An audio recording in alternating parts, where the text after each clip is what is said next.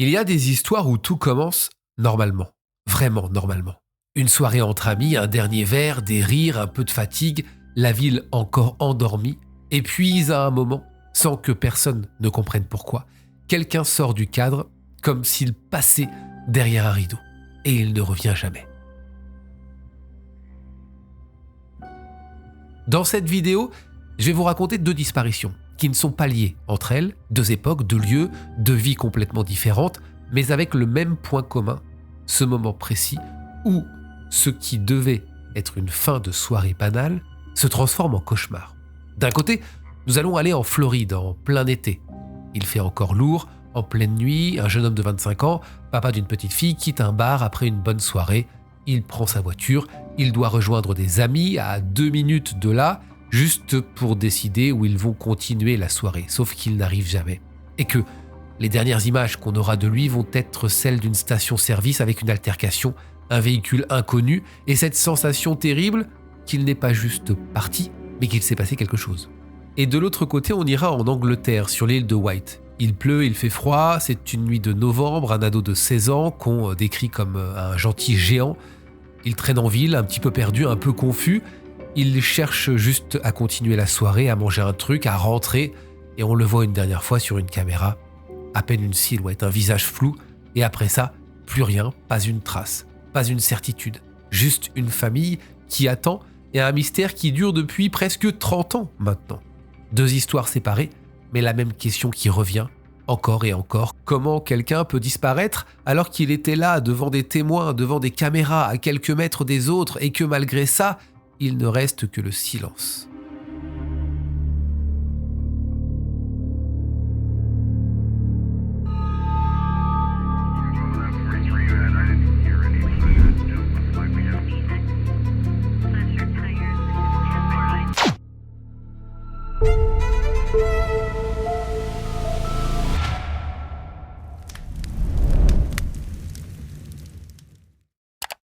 Avant de rentrer dans ces 2 histoires, les amis, je voudrais vous parler d'un jeu que j'ai découvert récemment et qui m'accompagne un petit peu partout en ce moment dans mes déplacements. Je suis persuadé que ce jeu, vous allez l'adorer, puisque c'est un jeu d'enquête. Le jeu s'appelle June's Journey et vous allez comprendre pourquoi il me plaît et surtout pourquoi vous allez jouer à ce jeu, à mon avis, juste après la vidéo, sur votre téléphone portable, sur votre ordinateur ou sur votre tablette.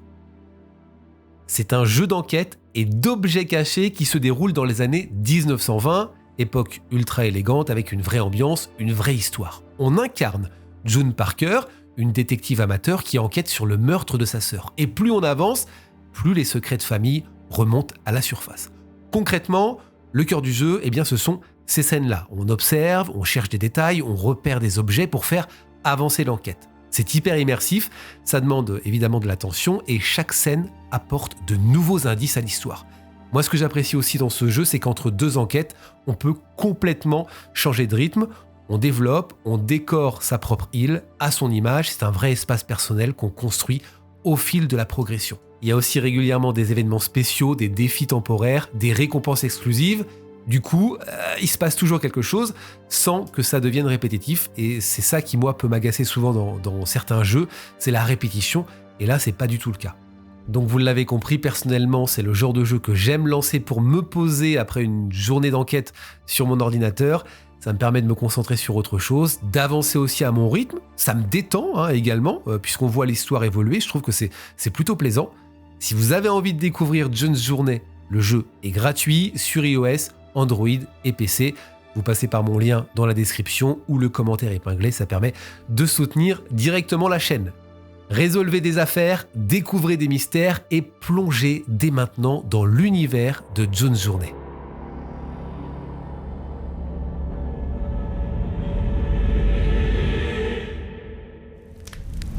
Fort Lauderdale, le 29 juillet 2015, il est tard dans la nuit, il fait encore chaud en Floride. Dans le Lucky's Tavern, un bar animé du centre-ville, la soirée bat son plein. Steven McCrell, 25 ans, passe une excellente soirée en compagnie de ses amis et de quelques membres de sa famille. Steven est de très bonne humeur ce soir-là. Rien ne laisse présager le drame à venir. Steven, il est cadet d'une fratrie de 3 garçons, jeune papa d'une petite fille d'1 an. Il vit encore chez ses parents, Astrid et Donald McCrell, avec qui il est très proche. Professionnellement, Steven est croupier dans un casino hippique de la région. Ce mercredi soir, il profite de son jour de congé pour se détendre avec ses proches. Aux alentours de 1h30 du matin, la fête se termine au Lucky's Tavern. Steven et ses amis ne sont pourtant pas près de rentrer. Devant le bar, le petit groupe discute de la suite de la nuit. Ils conviennent de se retrouver sur le parking d'un magasin Walgreens tout proche, un point de rendez-vous familier, afin de décider où aller ensuite. Chacun repart de son côté pour récupérer sa voiture. Steven monte à bord de la sienne, une Ford Fusion blanche de 2013, et quitte le centre-ville. Il est environ 2h du matin lorsque Steven aurait dû arriver au Walgreens de Broward Boulevard. Ses amis l'y attendent, mais il ne se montre pas. Les minutes passent, l'attente se prolonge, ils essaient probablement de le joindre par téléphone, mais sans succès. Le portable de Steven semble éteint. Finalement, les amis comprennent que Steven ne viendra pas, pensant peut-être qu'il a changé d'avis ou il est rentré chez lui. Alors ils se séparent. Ce n'est qu'au petit matin que l'absence inexpliquée de Steven deviendra vraiment inquiétante. Que s'est-il passé entre la sortie du bar et cette absence au rendez-vous ?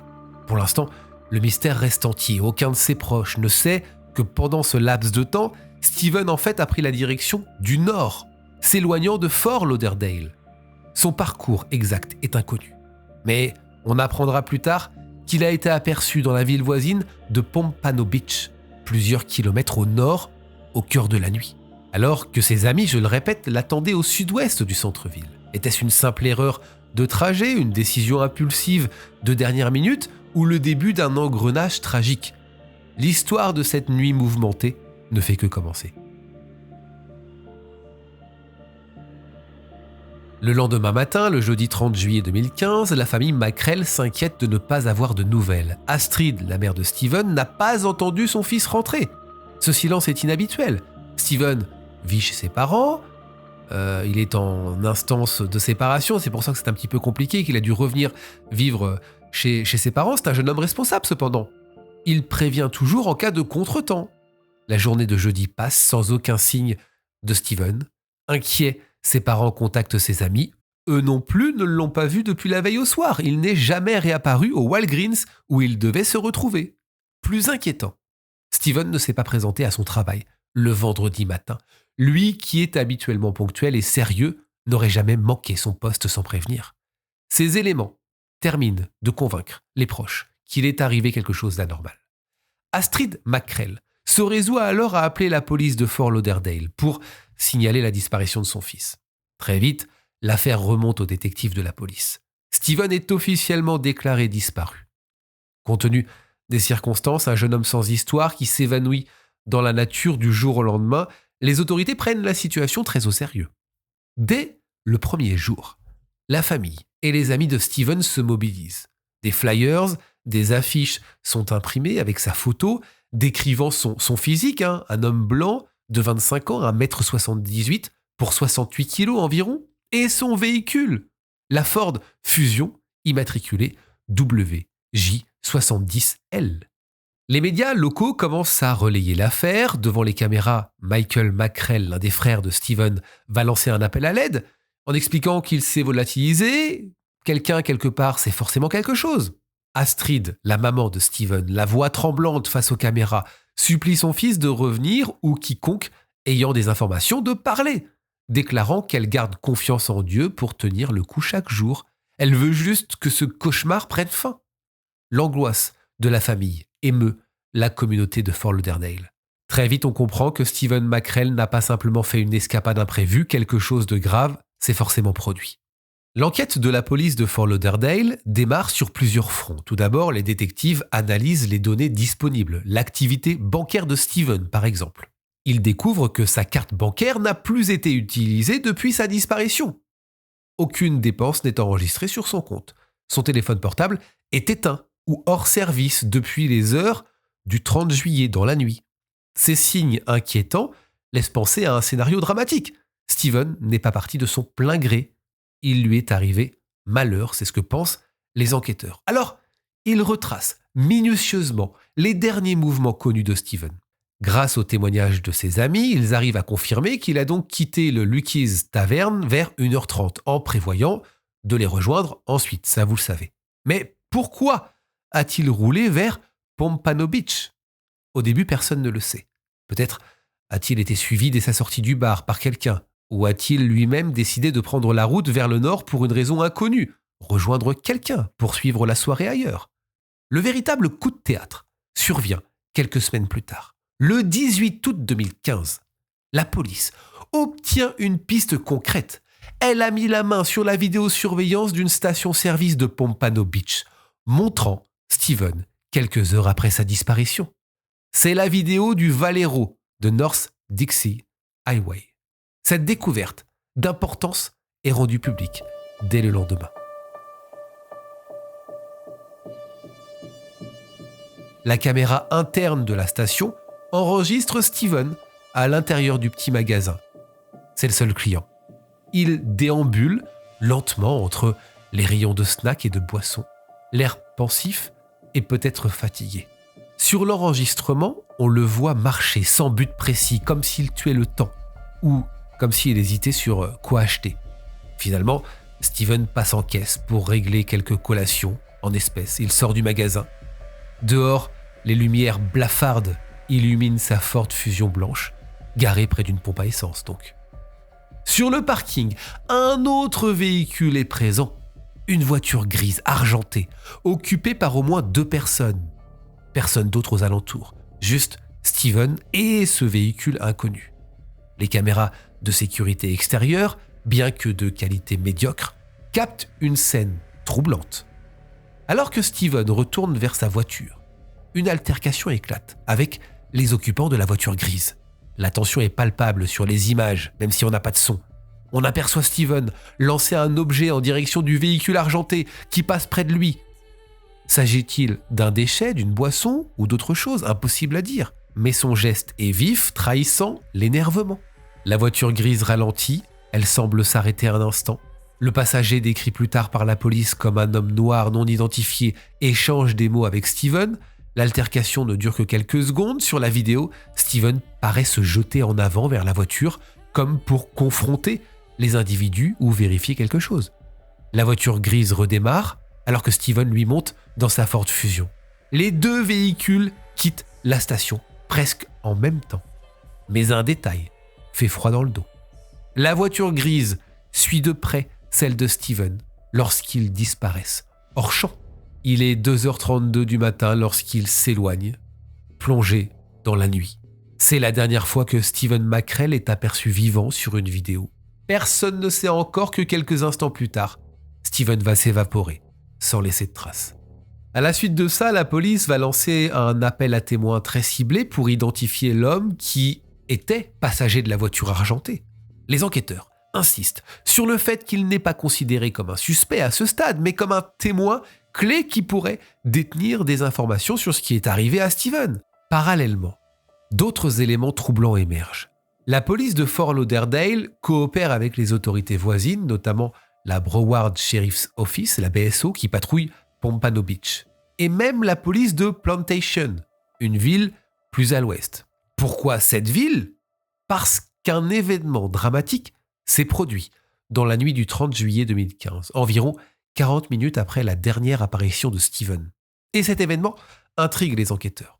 À 3h13 du matin, le 30 juillet, soit 41 minutes après le départ de Steven du Valero, de la station-service, un grave accident de la route a lieu dans cette ville.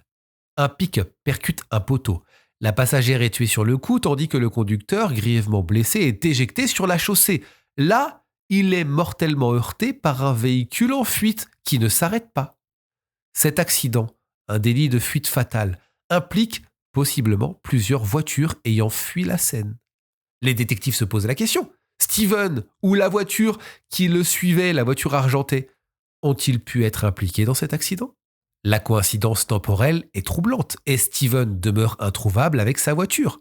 La police de Plantation souhaite interroger Steven, ne serait-ce que pour écarter cette hypothèse ou recueillir son témoignage s'il a été témoin de quelque chose.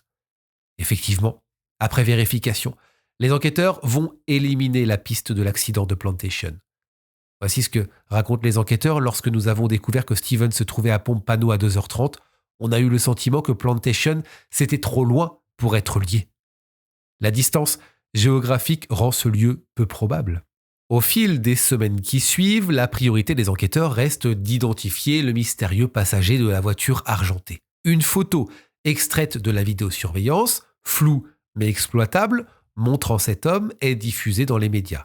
La police espère que quelqu'un le reconnaîtra. Des récompenses d'ailleurs sont offertes pour encourager les témoignages. Malgré ces efforts, l'été 2015 s'achève sans percée décisive. Personne ne se manifeste pour identifier l'homme de la station-service.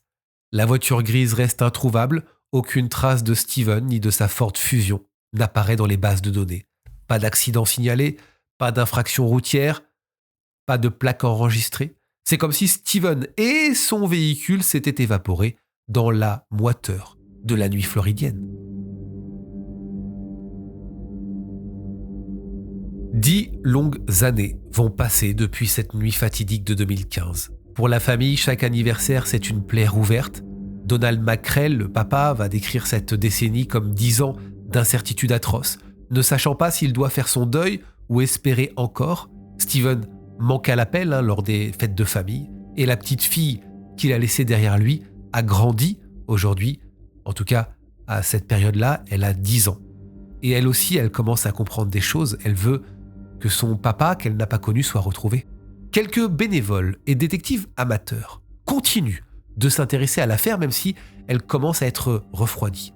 Parmi eux, un groupe en particulier va jouer un rôle crucial, Sunshine State Sonar.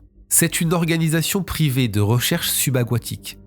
Ces bénévoles, équipés de sonars et de matériel de plongée, se sont donnés pour mission de retrouver des véhicules ou des personnes disparues dans les plans d'eau de Floride. Ils se sont fait connaître en résolvant notamment plusieurs affaires de disparition inexpliquées, en repêchant des voitures tombées dans les lacs ou des canaux. En 2023 et 2024, Sunshine State Sonar s'intéresse au cas de Steven McCrell. L'hypothèse que sa voiture ait fini dans l'eau a toujours plané. Sa mère d'ailleurs y faisait déjà allusion en 2015, disant aux médias qu'on examinait cette possibilité. Les bénévoles de Sonar savent qu'en Floride, de nombreux étangs, marais et canaux bordent les routes. Des pièges mortels où des voitures accidentées peuvent rester cachées des regards pendant des années. Ils prennent donc contact avec le Fort Lauderdale Police Department pour proposer leur aide, leur service sur cette affaire non résolue. Le 2 octobre 2025, à 19h20, à Boca Raton, en Floride, presque 10 ans, jour pour jour après la disparition de Steven, aux abords d'un plan d'eau calme, entouré d'immeubles de bureaux. Le soleil vient de se coucher sur ce parc d'entreprise à 2 pas de l'Interstate 95. L'équipe de Sunshine State Sonar est sur place. Elle sonde méthodiquement l'étang à l'aide d'un sonar à balayage latéral. Soudain, l'écran renvoie une forme suspecte gisant au fond de l'eau. La silhouette familière d'une voiture. Le cœur des bénévoles s'accélère.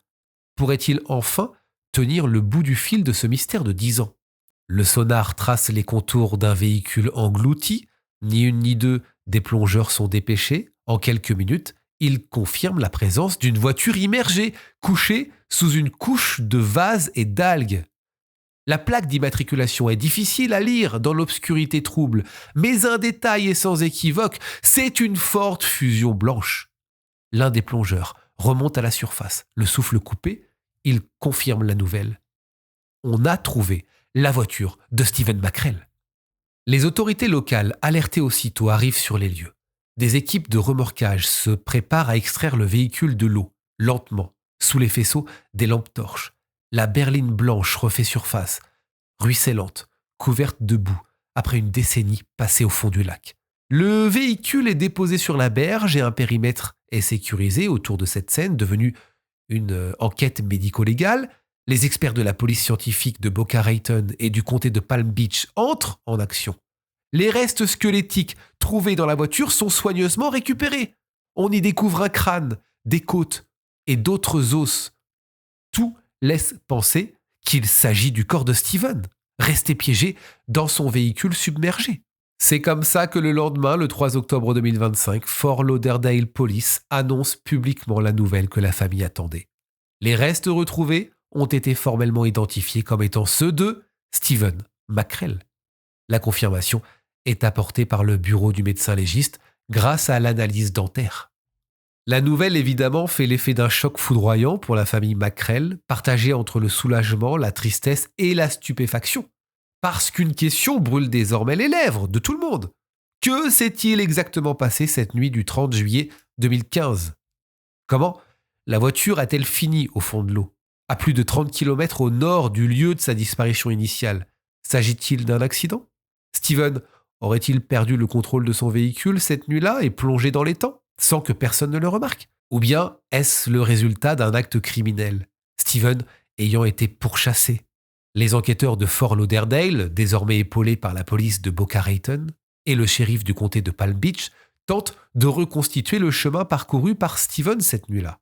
D'après Sunshine State Sonar, la voiture était en position neutre quand ils l'ont retrouvée, comme si, en fait, elle avait glissé dans l'eau plutôt que fait un vol plané. Autrement dit, on l'aurait peut-être accompagnée dans l'eau. L'étang jouxte un parking désert d'entreprise, on l'a dit, il est possible que le véhicule y soit entré délibérément ou accidentellement, c'est vrai. Aucune barrière n'en interdit l'accès la nuit. Steven, cherchant à fuir quelqu'un, a pu s'engager par erreur dans cette impasse menant au plan d'eau. La police indique officiellement que les circonstances exactes de la chute dans l'eau sont toujours sous investigation. Aucune hypothèse n'est exclue. Les premiers éléments de l'autopsie squelettique n'ont pas révélé de traumatisme évident, du moins rien de visible sur les os, mais après 10 ans sous l'eau, vous l'imaginez, il est difficile d'obtenir des certitudes médico-légales. L'angle criminel n'est pas abandonné. Si Steven a été poussé à l'eau par un tiers, celui-ci pourrait l'avoir fait sous la menace ou après une confrontation ayant mal tourné. Son poursuivant de la station-service, cette fameuse voiture grise, revient au centre de l'attention. La police renouvelle donc son appel à témoins. Toute personne ayant été en contact avec Steven la nuit du 29 au 30 juillet 2015 ou ayant des informations sur sa disparition et la possible implication d'un autre véhicule est priée de se manifester. Les autorités rappellent qu'après tant d'années, il n'est pas trop tard pour parler. Peut-être que des gens qui avaient peur en 2015 seront désormais plus enclins à dire ce qu'ils savent maintenant. L'histoire de Stephen McCrell est à la fois tragique et révélatrice. Elle montre comment un enchaînement de circonstances apparemment banales, une sortie entre amis, un arrêt pour acheter quelque chose à manger, peut basculer en une énigme funeste. Quelqu'un, quelque part, connaît le fin mot de ce mystère. Était-ce un acte de rage au volant qui s'est terminé de la pire des manières ? On en a vu comme ça. Un piège tendu à Steven, pourquoi pas ? Ou une simple altercation fortuite avec des inconnus agressifs qui a dégénéré en course-poursuite mortelle. En attendant que la lumière soit faite, la communauté retient son souffle. Que s'est-il réellement passé ce 30 juillet 2015 sur ce parking désert de Pompano Beach ? Une question qui, espérons-le, trouvera un jour sa réponse lorsque les dernières pièces manquantes du puzzle de la vérité seront enfin assemblées. Damien Richard Nettles naît le 21 juin 1980. C'est le fils de Valérie et Edward Nettles. Il grandit sur l'île de White au sein d'une fratrie de 4 enfants avec 2 sœurs, Sarah, son aînée, qu'il adore, et Melissa. Il a un frère, James. Adolescent de 16 ans en 1996, donc, Damien, c'est un garçon, je cite, drôle et gentil, apprécié de tous. Ses amis et sa famille le surnomment volontiers le gentil géant en raison de sa grande taille, 1,96 m, et de son caractère doux. Créatif, plein de vie, Damien a le goût de la musique. Il s'est initié lui-même à la guitare et a même rejoint un petit groupe de rock local pour jouer avec des amis. Grand fan de Nirvana, il arbore souvent des bottes Doc Martens. Farceur, blagueur, il aime faire rire son entourage et selon sa mère, il n'a pas une once de méchanceté en lui. Damien est aussi décrit comme sensible et altruiste. Il n'hésite jamais à aider les autres, quitte à s'attirer des ennuis pour défendre les plus faibles.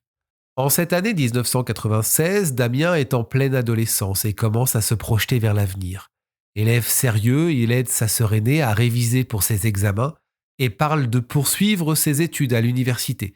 Il s'intéresse notamment à la biologie marine et nourrit le rêve de faire carrière dans ce domaine scientifique.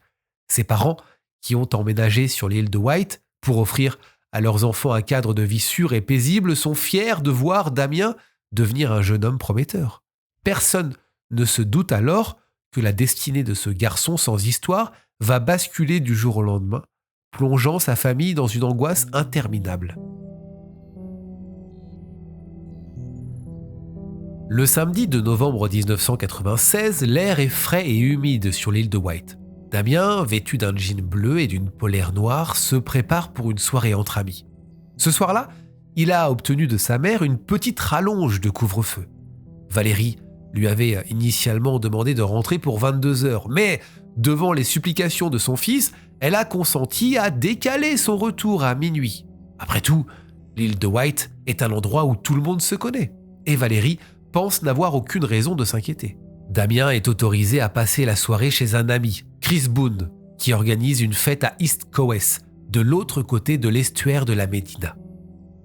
Vers 20h, le père de Damien, Ed Nettles, le dépose en voiture chez Chris à East Cowes. Damien a emporté avec lui son appareil photo-vidéo portable, une petite caméra noire dont il ne se sépare jamais. Il aime filmer et prendre des clichés amusants de ses amis. La soirée démarre alors tranquillement, mais l'ambiance de la fête laisse les deux adolescents un petit peu ennuyés. Après quelque temps, Damien et Chris décident de partir avant même 22h30 pour chercher un peu plus d'animation en ville. Avant de quitter la fête, ils s'arrangent pour acheter du cidre, histoire de prolonger la soirée dehors malgré leur jeune âge.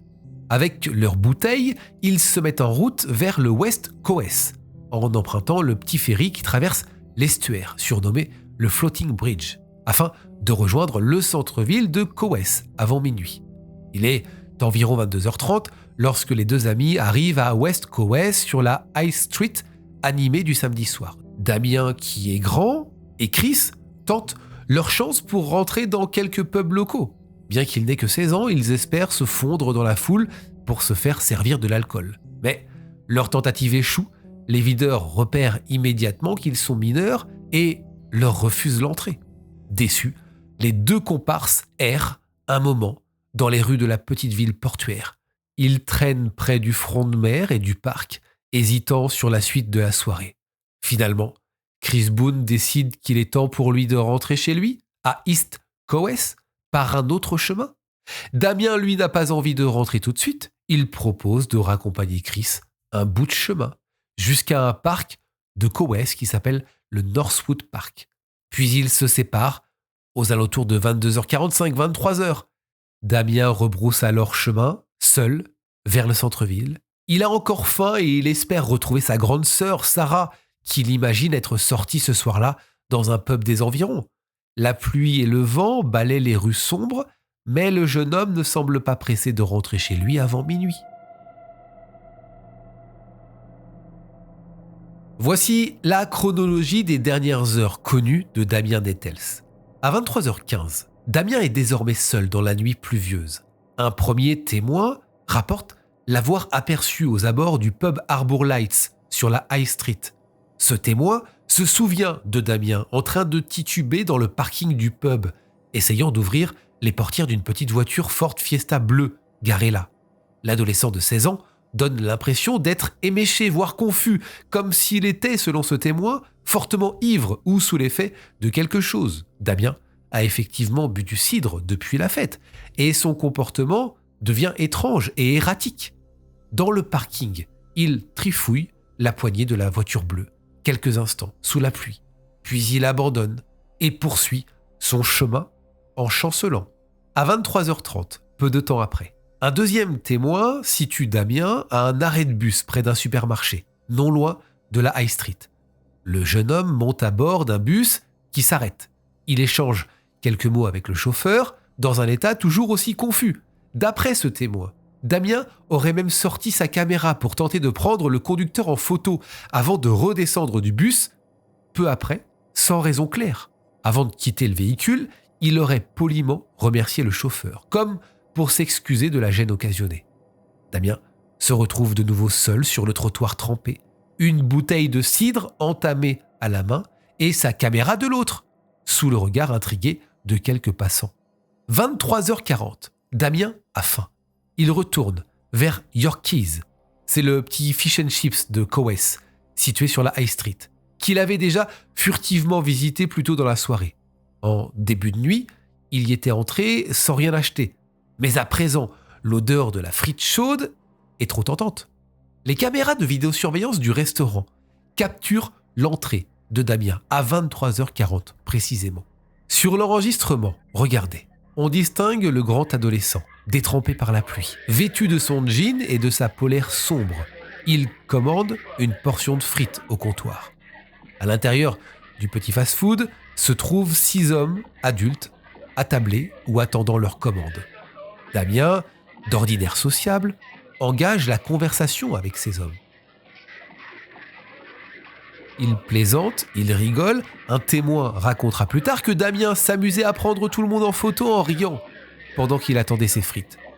Les 6 hommes présents semblent interagir familièrement avec Damien, partageant même leurs frites entre eux selon Valérie, la maman de Damien qui a visionné la scène. D'ailleurs, elle se questionne. Est-ce qu'on partage ainsi son repas avec de parfaits inconnus ? 2 d'entre eux seront identifiés par la suite comme des militaires de passage, venus suivre un stage de voile sur l'île. Ils affirmeront ne pas connaître les autres hommes dans le restaurant.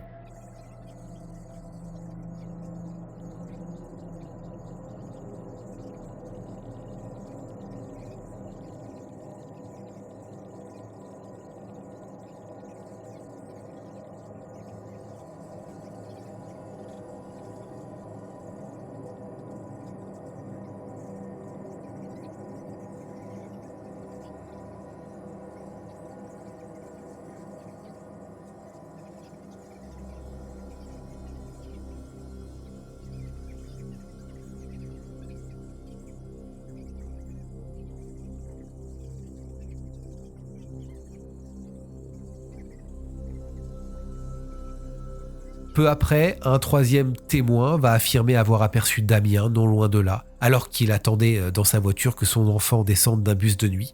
Ce témoin voit un grand jeune homme correspondant à la description de Damien, assis sur un muret, recroquevillé sur lui-même pour se protéger du froid, en train de manger des frites, tout seul. Ce témoin va plus loin puisqu'il raconte que Damien s'est dirigé vers sa voiture. Il s'est penché à la fenêtre et d'une voix confuse, il a prononcé une phrase énigmatique qui résonne encore aujourd'hui. Il aurait dit ceci : « Il nous observe », avant de passer sa main sur le pare-brise pour en essuyer la buée. Le conducteur, déconcerté, voit alors le jeune homme s'éloigner dans la nuit en direction de la High Street, sans plus d'explication. Cette étrange interaction sera la dernière observation rapportée de Damien Nettles. Quelques instants plus tard, Damien s'évanouit dans la nuit et plus personne ne le reverra jamais. Le dimanche 3 novembre 1996, au petit matin, Valérie Nettles se réveille sans se douter du drame qui est en train de se jouer. Ne voyant pas son fils dans son lit, elle suppose d'abord qu'il a dormi chez un ami après sa sortie tardive, même si ça lui paraît quand même bizarre. Damien a dépassé son couvre-feu de minuit, certes, mais peut-être il a préféré éviter de rentrer sous la pluie battante, c'est ce qu'elle se dit. Cependant, au fil des heures, Valérie sent une angoisse monter. Vers 15h ce dimanche-là, la famille Nettles commence à contacter les copains de Damien. Personne ne l'a vu depuis la veille. Inquiets, les parents signalent officiellement sa disparition à la police d'Hampshire en ce 3 novembre 1996. À leur grande surprise, l'accueil des forces de l'ordre est loin d'être à la hauteur de leur angoisse. Lorsque Valérie se rend au commissariat pour déclarer Damien disparu, on la rassure d'un ton condescendant, c'est ce qu'elle raconte. Un officier lui assure que son fils sera rentré pour l'heure du thé et qu'il s'agit sûrement d'une fugue sans gravité, quelque chose que tous les garçons font à 16 ans. En clair, la police minimise la disparition, persuadée que Damien réapparaîtra de lui-même. Cette attitude va marquer le début de ce que la famille qualifiera plus tard de véritable fiasco policier. Les 48 heures cruciales suivant la disparition, pendant lesquelles les chances de retrouver un mineur sain et sauf sont les plus élevées, ne font l'objet d'aucune mobilisation sérieuse de la part des enquêteurs. Pire encore, une erreur administrative grossière vient entacher le dossier, et ce dès le départ. Au lieu d'enregistrer Damien Nettles comme mineur de 16 ans disparu, Un agent le classe par erreur dans la catégorie des adultes, mentionnant un âge de 19 ans sur l'avis de recherche. Cette méprise s'avérera lourde de conséquences. Elle prive l'enquête des procédures d'urgence, généralement déployées pour un enfant ou un adolescent en danger. Aucune alerte, enlèvement ni recherche active n'est immédiatement lancée. Pour les autorités locales, Damien est simplement un jeune homme, probablement parti faire sa vie ailleurs pour quelques jours. Rien de plus. La première patrouille de recherche ne sera organisée, écoutez bien, que 14 mois plus tard, en janvier 1998. C'est en fait la famille de Damien qui s'est mobilisée la première, et ce, dès le début. Ils ont placardé des affiches un petit peu partout sur l'île avec la photo de Damien. Ils ont parcouru eux-mêmes les environs de Cowes. Ils ont fouillé les parcs, les plages, interrogé le moindre commerçant, le moindre passant susceptible d'avoir croisé Damien dans la nuit de sa disparition. Et c'est en retournant voir les magasins du centre-ville que la famille a découvert assez rapidement une piste cruciale que la police n'avait même pas explorée.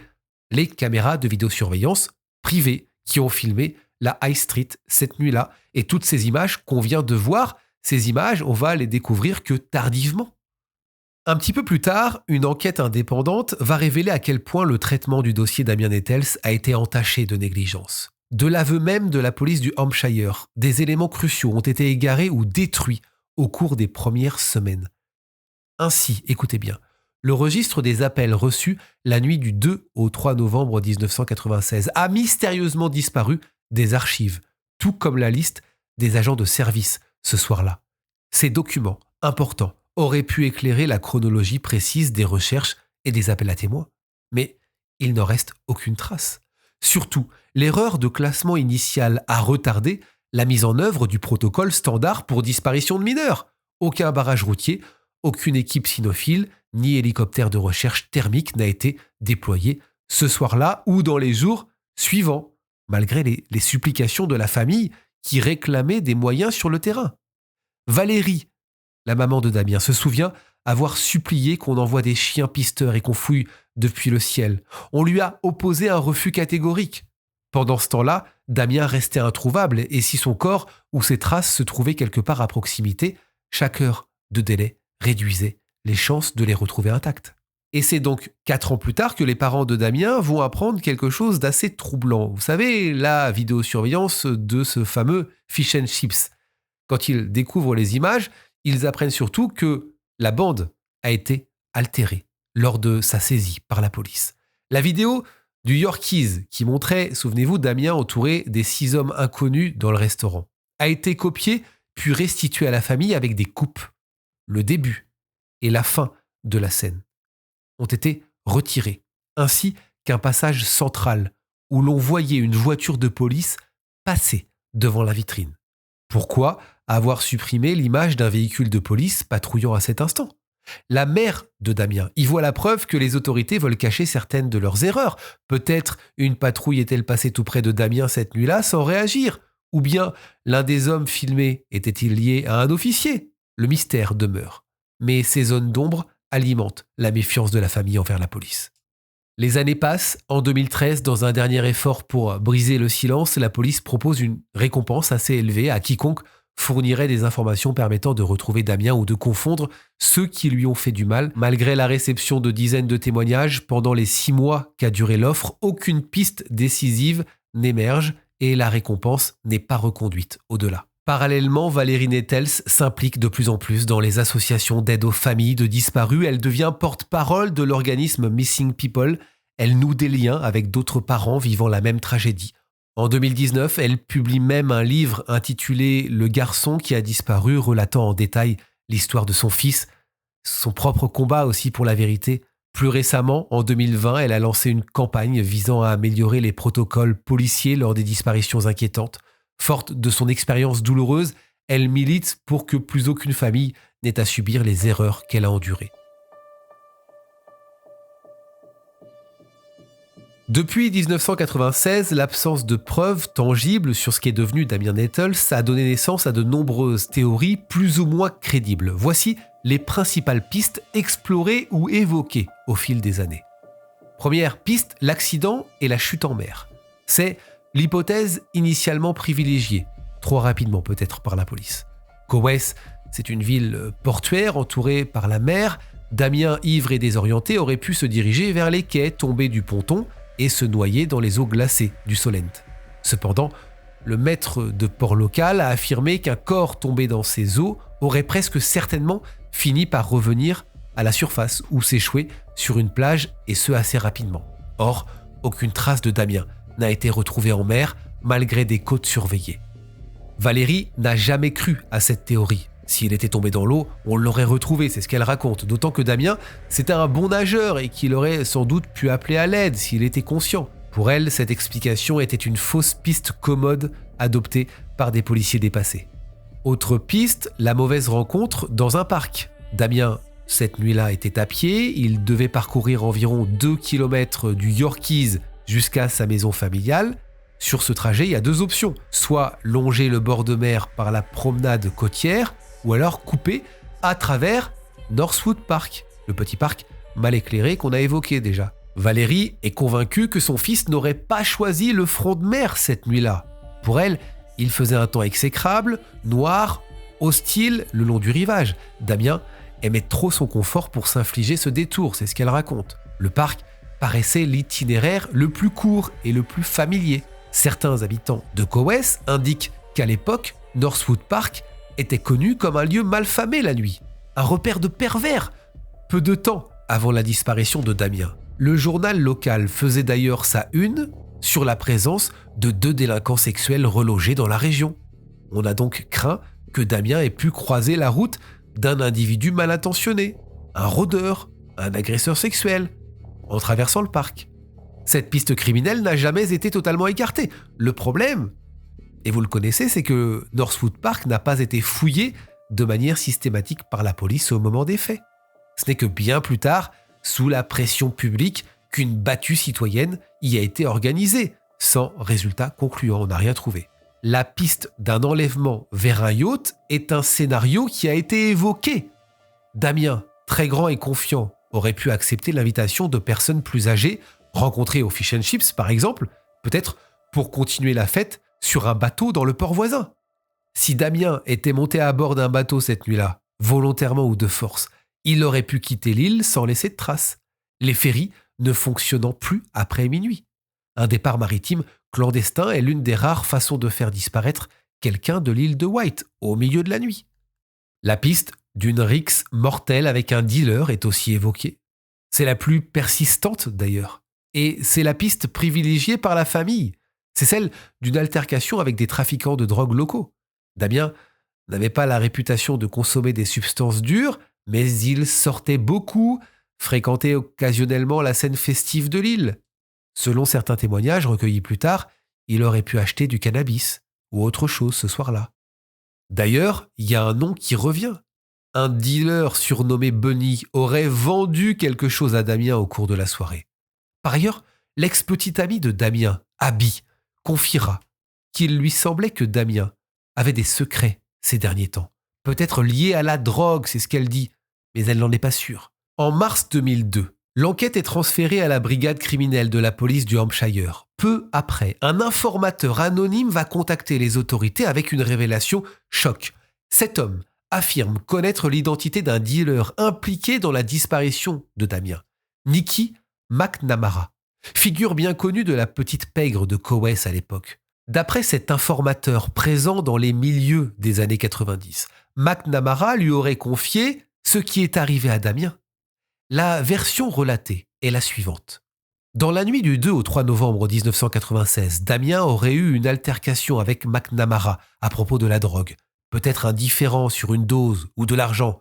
La dispute aurait dégénéré et McNamara, sous l'emprise de l'énervement, aurait asséné à Damien un coup de poing fatal, sans intention de le tuer. Réalisant le drame, le groupe de trafiquants, paniqués, aurait caché le corps de Damien dans leur repère.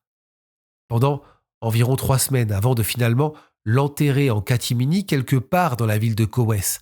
Cette révélation sordide aurait pu faire l'effet d'une bombe, mais elle reste difficile à vérifier. D'une part, Nicky McNamara est décédé en 2002 d'une overdose, emportant ses éventuels secrets dans la tombe. Fait troublant, des rumeurs circulent qu'avant de mourir, McNamara aurait fait une confession sur son lit de mort, impliquant sa participation à la disparition de Damien. D'autre part, l'informateur estime que la police n'a pas donné suite à ses déclarations initiales dans les années 90. Frustré, c'est lui qui contacte directement Valérie Nettels en 2010 pour lui raconter toute l'histoire, pensant que les enquêteurs ont négligé son témoignage. Bouleversée, Valérie convainc alors la police de reconsidérer cette piste. Près de 30 ans ont passé depuis cette funeste nuit de 1996 et pourtant l'affaire Damien Nettels reste ouverte et non élucidée. En 2016, la BBC a consacré une série documentaire de 8 épisodes à cette disparition, dans l'espoir de faire émerger des nouveaux témoignages. Cette médiatisation a ravivé l'intérêt du grand public britannique pour le destin de Damien, aux côtés d'autres cas célèbres de disparus. En 2019, donc, Valérie, je vous l'ai dit, a publié son livre, continuant inlassablement à raconter son histoire pour que personne n'oublie son fils. En 2024, elle participe à des articles comparant l'affaire de Damien à d'autres dossiers récents, cherchant à tirer des leçons de ces drames à répétition. Aujourd'hui, âgée de 73 ans, Valérie Nettels vit au Texas. Elle revient régulièrement en Angleterre et garde un contact étroit avec l'enquête. Elle l'avoue, elle est terrifiée à l'idée de mourir sans savoir ce qui est arrivé à son fils. Chaque année qui passe est une épreuve. Les grands-parents de Damien et son oncle sont décédés, son père aussi est mort, sans avoir obtenu des réponses sur sa disparition. Valérie craint de devoir affronter le même sort. Pas un jour ne s'écoule sans qu'elle pense à Damien. C'est terrible, c'est horrible. Sa vie a été bouleversée à jamais. Elle pense à lui chaque jour qui passe. Pour garder espoir, elle a conservé intacte la chambre de son fils telle qu'il l'a laissée. Ses ours en peluche sont toujours alignés sur son lit et chaque Noël, elle suspend encore une chaussette avec son nom, refusant de l'exclure des fêtes familiales. Malgré la douleur incessante de l'absence, Valérie n'abandonnera pas. Je garderai toujours une once d'espoir. Si le paradis existe, j'y retrouverai mon fils. Il faudrait qu'un jour quelqu'un franchisse la porte d'un commissariat pour avouer. Sinon, la police ne fera rien. À défaut d'aveu, elle supplie qu'on lui indique au moins où se trouve le corps de Damien.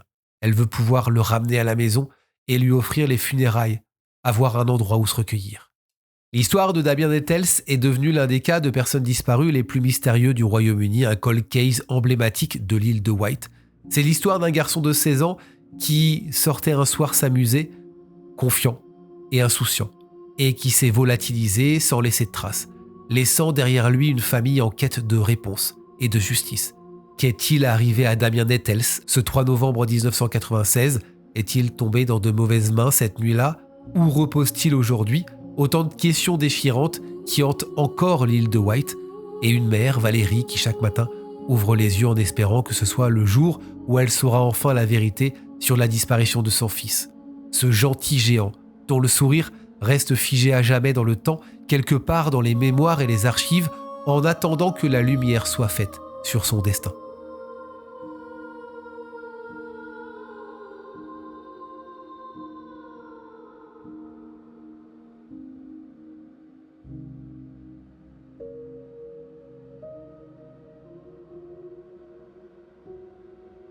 J'avais envie de vous exposer ces deux disparitions mystérieuses en pleine nuit, deux histoires, vous l'avez compris, totalement différentes, deux destins brisés, j'ai envie de dire, parce qu'aujourd'hui encore, on ne sait pas ce qui est arrivé à ces deux gars, à Steven et à Damien.